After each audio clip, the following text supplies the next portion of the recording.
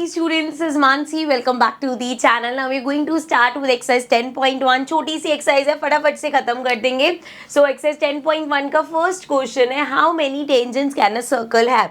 अगर बच्चे आपके पास एक सर्कल है तो उस सर्कल की कितनी टेंजेंट्स हो सकते हैं. ये हमारे पास एक सर्कल हो गया. अब अगर मुझे देखना है कि यार इसकी कितनी टेंजेंट्स पॉसिबल है, तो देखो जरा, टेंजेंट होता क्या है, जो सर्कल को किसी एक पॉइंट पे टच करती हुई जाए, ये टेंजेंट है. इसी तरीके से अगर मैं ऐसे बनाऊं तो अगेन ये टेंजेंट है, ये पॉइंट ऑफ कांटेक्ट हो गई. यहाँ से बनाऊं again point of contact tangent हो गई. इधर इस तरीके से बना सकती हूँ, ऐसे बना सकती हूँ. मतलब कोई भी लाइन जो सिंगल पॉइंट पे कट करती हुई जा रही है वो हो गई सर्कल की टेंजेंट. सो यहाँ जितने मैंने बनाई है ऐसी बहुत सारी हो सकती है. जैसे मान लो यार ये पॉइंट ले लिया मैंने, ठीक है. अब इस पॉइंट से टेंजेंट बनानी हो तो ये लो, ये रही टेंजेंट. फिर कोई एक और पॉइंट ले लो, मान लो सर्कल पे ये पॉइंट ले लिया मैंने, यहाँ पे टेंजेंट बनानी है, ये लो एक और टेंजेंट हो गई. So that means a circle can have infinite number of tangents. बहुत सारी टेंजेंट्स पॉसिबल है एक सर्कल की. कंफ्यूज मत होना. अगर क्वेश्चन इसमें बोलते कि सर्कल के एक पॉइंट से कितनी टेंजेंट जा सकती है, मतलब अगर हम एक सर्कल लेते हैं इस तरीके से सर्कल लिया एंड बोला है सर्कल के एक पॉइंट से, मतलब अगर ये पॉइंट है तो बच्चे इस पॉइंट से सिर्फ और सिर्फ एक टेंजेंट जा सकती है. इस पॉइंट से अगर आप और कोई लाइन बनाने की कोशिश करोगे तो वो क्या होगा, सर्कल को एक और पॉइंट पे टच करके जाएगी, मतलब वो सेकेंड हो जाएगी, वो टेंजेंट नहीं रहेगी. तो इस बात, इन दोनों का डिफरेंस समझो. अगर पूछा है सर्कल की कितनी टेंजेंट्स हो सकती है तो इनफाइनाइट नंबर ऑफ टेंजेंट्स हो सकती है. अगर पूछा है सर्कल के एक पॉइंट की कितनी टेंजेंट हो सकती है तो वो सिर्फ एक ही टेंजेंट पॉसिबल है. ठीक है, चलो आगे बढ़ते हैं. क्वेश्चन नंबर 2 देखते हैं. फिल इन द ब्लैंक्स है हमारे पास. इनको बेटा वैसे मत लेना कि ये फिलअप्स तो बहुत इजी होते हैं. आपके जो असर्शन रीजनिंग के क्वेश्चन है, कभी कभी एमसीक्यू के क्वेश्चन है, वो यहीं से ही बन के आते हैं. आओ, पहला है a tangent to a circle intersect it in dash point. एक टेंजेंट जो है, सर्कल की जो टेंजेंट है, कितने पॉइंट से कट करती हुई जाती है सर्कल को बच्चे? 1 पॉइंट. सो एक पॉइंट से टच करती हुई जाती है. A line intersecting a circle in 2 points. अगर कोई लाइन है जो सर्कल को 2 पॉइंट से टच करती हुई जाती है तो उसको हम बोलते हैं secant. Next, a circle can have dash parallel tangents at the most. अब वो कह रही है एक सर्कल की कितनी पैरेलल टेंजेंट हो सकती है. सो अगर मैं यहाँ पे एक सर्कल बनाती हूँ, इस तरीके से छोटा सर्कल बना लेते हैं एंड यहाँ से मान लो हमने एक टेंजेंट बनाई, तो हमें पता है एक पॉइंट से एक ही टेंजेंट जाती है. अब इसके पैरेलल कितनी हो सकती है? इसके अगर बिल्कुल पैरेलल बनानी, मतलब इक्वल डिस्टेंस रहे थ्रू, तो वो यहाँ पे ये टेंजेंट हो सकती है. इसके अलावा कहीं मैं टेंजेंट बनाऊंगी, टेंजेंट ही नहीं है. इसके अलावा और पैरेलल लाइन बनाऊंगी, टेंजेंट ही नहीं है, टेंजेंट ही नहीं है. सो दैट मीन्स कि सिर्फ 2 टेंजेंट पॉसिबल है. अब यहाँ पे भी इस चीज को समझना है, एक टेंजेंट के एक ही पैरेलल लाइन हो सकती है. अगर इसका मतलब है कि जो पेयर ऑफ 2 लाइंस है जो आपस में पैरेलल हो सकती है, इसका मतलब ये नहीं है कि यहाँ वाली यहाँ से पैरेलल नहीं हो सकती.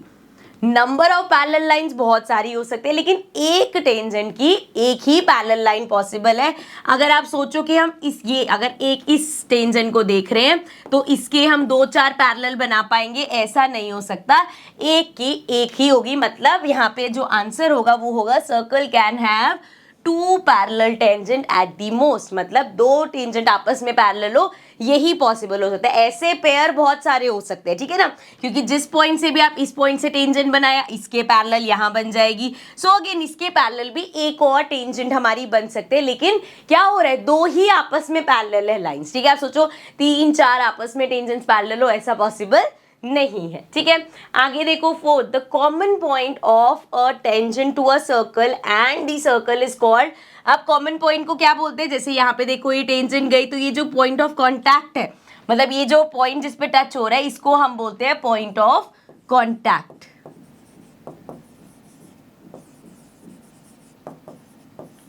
ठीक है, चलो आगे बढ़ जाते हैं. Question number 3. So third question है बच्चे हमारे पास. Question number 3 says a tangent PQ at a point P of a circle of radius 5 cm. So चलो सबसे पहले सर्कल बनाते हैं. So यहाँ से हमने एक सर्कल बना लिया, इधर रखते हैं इसको. अब हमें क्या बोला है, पढ़ते जाते हैं और फिगर बनाते हैं। A tangent P Q at a point P, मतलब सर्कल का जो जिस पॉइंट पे टच कर रहा है वो पॉइंट पी होगा। ये हमने मान लो टेंजेंट बना दी एंड पॉइंट ऑफ कॉन्टैक्ट जो है हमारा वो पी है, पी क्यू है, तो यहाँ पे इसको क्यू नेम दे देते हैं, तो ये पी क्यू हो गया। आगे बोला है ऑफ अ सर्कल रेडियस, इस सर्कल की रेडियस 5 सेंटीमीटर है, meets a line through the center O at a point Q so that OQ equals to 12। so अगर सेंटर हमारा ये है सर्कल का और ये O है, अगर मैं OQ को ज्वाइन करती हूँ तो हमारा OQ कितना गिवन है बच्चे, OQ गिवन है 12।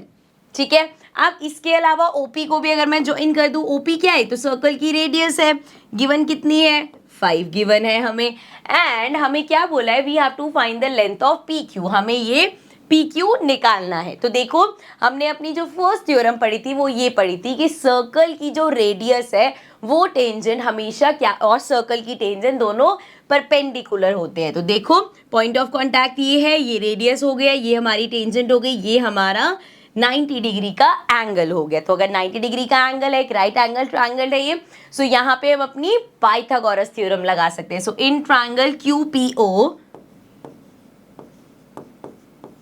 इस ट्रायंगल की अगर हम बात करें बेटा 90 डिग्री के सामने वाली OQ है, तो मतलब OQ का स्क्वायर इक्वल होगा हमारा PQ का स्क्वायर प्लस OP का स्क्वायर।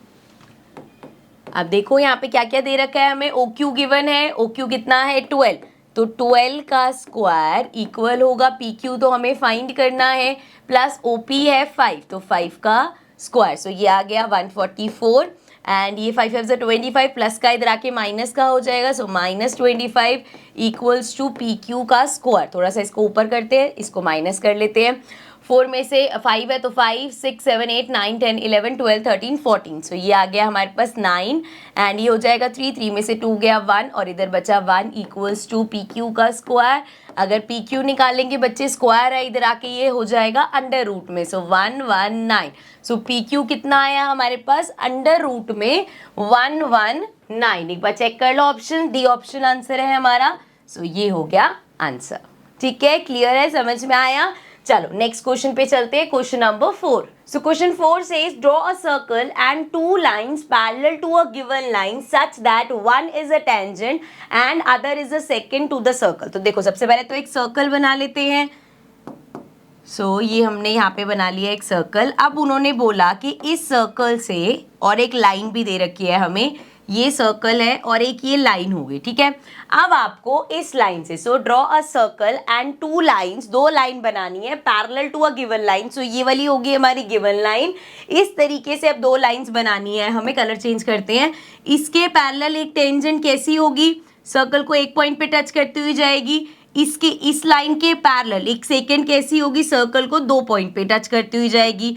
तो देखो जो हमें बोला था उस हिसाब से ये हो गई हमारी गिवन लाइन एंड इसके पैरेलल मैंने एक लाइन बनाई, ये हो गई मेरी tangent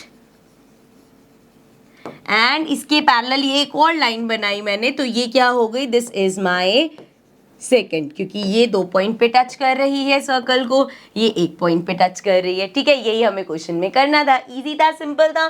this was the last question. तो इसके साथ हमारी एक्सरसाइज 10.1 होती है कंप्लीट। मैंने कहा था छोटी सी एक्सरसाइज है बट छोटी छोटी चीजें उसमें समझने वाली थी। आई होप वो समझ में आ गई होंगी, क्योंकि इसके बाद हम जाएंगे 10.2 में, जिसमें हमारे पास बहुत सारे क्वेश्चंस है। सो स्टार्ट करेंगे but in the next session. So I will see you all in the next video. Take care and bye bye.